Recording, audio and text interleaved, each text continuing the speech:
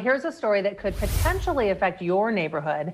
The city of Portland is in the process of changing its rules for homeless shelters and homeless camps, making it easier to build permanent outdoor shelters in city neighborhoods. Fox 7 Gutierrez takes an in-depth look at what's being proposed and what these new shelters might look like.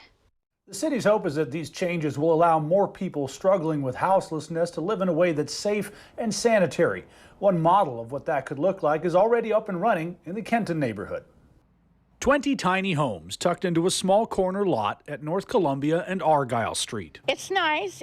You have a pod to yourself. It's like a little house. Debbie Langness came to Kenton Women's Village after spending a year and a half living out of her car.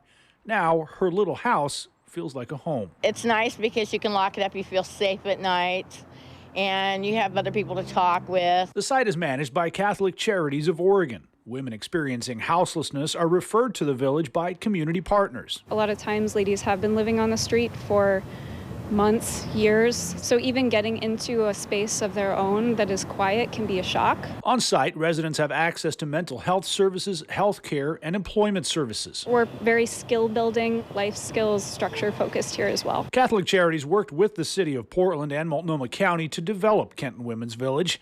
In just under 5 years, 41 women have transitioned from here into permanent housing. The success rate of that after 1 year of placement, it's over 92%. That means that once we place women into housing, after 1 year, they are still housed. With that success in mind, the city of Portland is working to change its zoning rules to allow more shelters like Kenton Women's Village to be built. The proposal has met with some pushback from neighbors and neighborhood associations.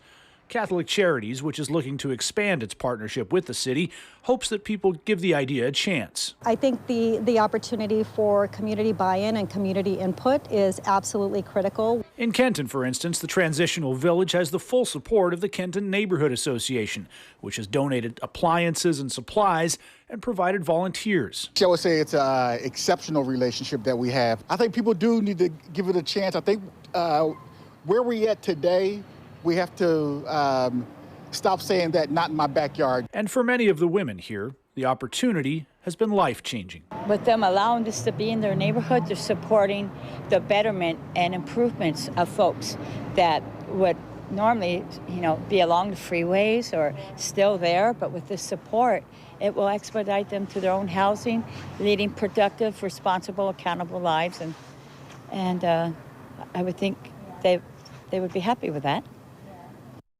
Portland City Commissioners have taken public input about the shelter zoning changes. They have made some tweaks to their proposal after listening to the community and are expected to vote on Wednesday. I'm Simon Gutierrez, Fox 12 Oregon.